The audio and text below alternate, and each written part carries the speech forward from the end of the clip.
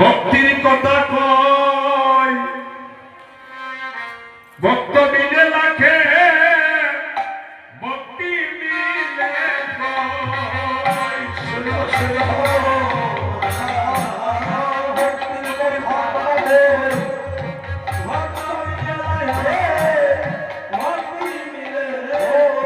শুনো শুনো দাদা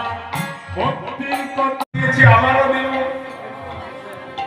কীর্তন দিলে ভগবানের নাম দিলে ভগবানের সেবা দিলে ভগবানের কি কিছু দান করলে